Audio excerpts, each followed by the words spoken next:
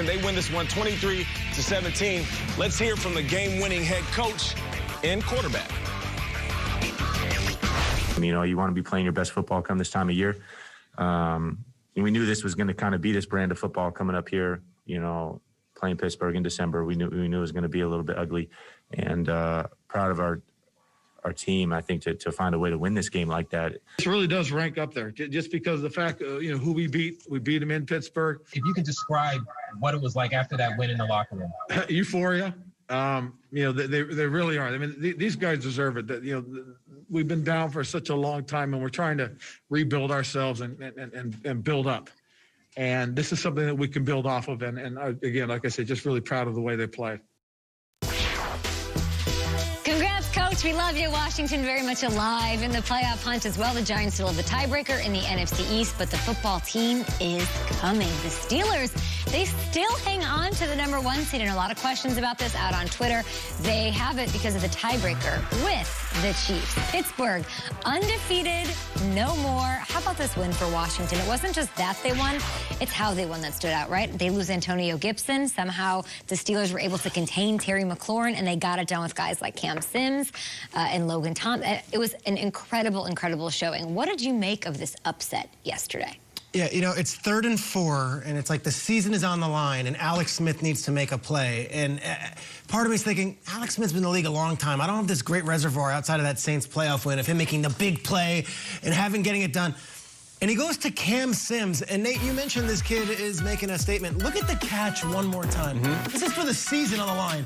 A one-handed grab with a defender draped all over him. And I'm like, Cam Sims, all right, I'm sure he must be an unknown player from a small school. Cam Sims played 4 years at Alabama. I have no recollection of Cam Sims. He had 7 catches one year for Alabama, 6 catches one year for Alabama, 14 and 14. Alabama churns out NFL superstars, churns them out. And yet you still have these undiscovered gems coming from the Crimson Tide. Cam Sims makes the biggest play, and you heard Ron Rivera, euphoria. This team was down 14-0. Wild. For much of the first half, before that weird play to end the first half with Alex Smith. And they didn't give up. They were on the road against an undefeated team, a team they haven't beaten since 1991, and they find a way to win. Look, I look at the common thread of Brian Flores and Joe Judge and Ron Rivera.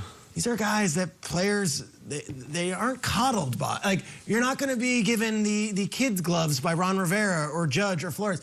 But by the end of the season, players want to run through a wall for those coaches. And this is a disciplinarian, but a guy who has these guys believing. He said euphoria was the feeling afterwards. I think if Washington fans are watching this morning, thinking about the next few years and their future and what they've seen in the past, euphoric is a good experience. They're euphoric. It's awesome. And it's especially confusing with Sims because they also have a Sims Jr. in the same huddle. Like, who are these guys? Well, they just beat an 11-0 team. You can see the culture change. You can smell it. You can smell it with the Giants, and last night you can smell it with Washington. Here's what I think sums up everything. The Pittsburgh Steelers, under Ben Roethlisberger, when leading by 14 points going into this game, were 109-2-1. They don't lose those games. They don't lose them at home, and they don't lose them to a Washington sub-500. Yes, they did. And this is the craziest compliment I can give Washington and all this scar tissue we have for years and decades of terrible free agents and Albert Hainsworth and Adam Archuleta and all those guys. They're well built. They're really well built. Here's the story of the game. They never rushed more than 4. They just put those 4 Dobermans up front and attacked. They were barking. And here's the craziest part. They didn't sack Ben one time. They didn't need to. They batted 7 passes. Crazy. 7 passes. Montez was like Dikembe. That's what I'm saying. He was shaking the finger, and not from some little short guy. This is Ben Roethlisberger, who knows how to throw over the line. Never sacked them. Didn't need to. Dropped 7 every single time. Awesome construction of this team with the D-line and the running game. Bostic is the ex-Steeler of all time. They didn't make a one play for the Steelers in years. He's making all plays all over the field. And the only thing I look at is regret. If they had started Alex Smith to start the season, they'd be running away with this thing right now. That's it. Yeah. They've already wrapped up the East. Yeah. And it's frustrating, but I will double down on euphoric. For a team that has a lot of bad football moments and a lot of terrible non-football moments, great night for Washington. Great night. No doubt about it. And listen, we'll talk about the Steelers the rest of the show. We'll talk about them the rest of the season.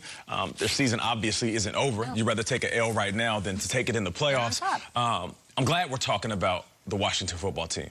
I'm glad we're talking about teams within the NFC East, but this isn't the first time somebody on this show has brought them up. I've learned that the NFC East is the most entertaining division. You're a glutton. Is it now? I'm on it. I've been saying it every week.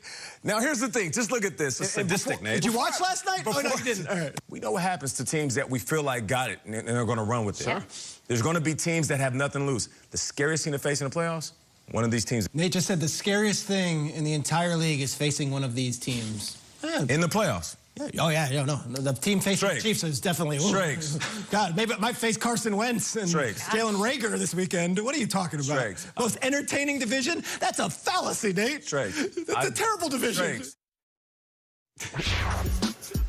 As my sons say when they're arguing with each other, just sit back, Strakes. Okay. Let me do my job. All right? I'll sit back. I'll take the L. Go on. Okay, so all of a sudden, we're excited. We're talking about the Giants who smacked up the Seattle Seahawks, and then last night, the biggest win in all of the NFL came as the Washington football team 100%. beat the Steelers. Now, I'm not going to sit here and say that these teams are the best in the NFL. I will say this, and I will repeat myself. This is the most entertaining division. Why? Because there's nothing worse than facing a team that has nothing to lose but everything to gain. Led by a head coach who was literally just fighting for his life and gained control.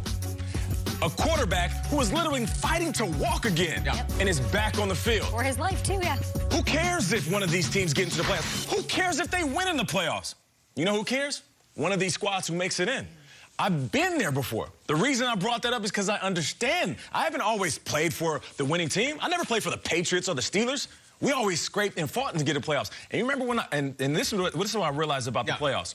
The moment we got in and I realized everybody wrote us off, that's when we were the most dangerous. So that's why I brought that up. Schrager. You called it, man. Nice. You were awesome, dude. Thank you, bro. It's cool. Let's respect the NFC East. Well, he also said the Browns were going to win the Super Bowl 2 years ago. They went 0-17. Browns are pretty good this year, huh?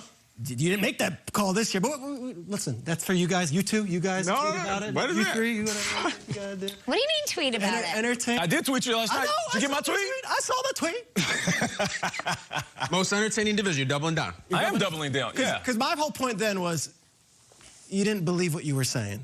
That at that time, when we were coming off an Eagles loss, off that Cowboys disaster, entertaining to me. And you both host entertainment shows. You're purveyors of entertainment. I'm not going to question you on entertainment. Wait, why are you lumping me into it? Okay. 100%. I hear you. Strakes. I get it. You guys love entertainment. You guys love entertainment. What? You know what entertaining means? Entertainment to me is Chiefs offense, Saints offense. Like, that last night was a great win, and I love the NFC East. Trust me, I love the NFC. That wasn't one of the most entertaining games of the year?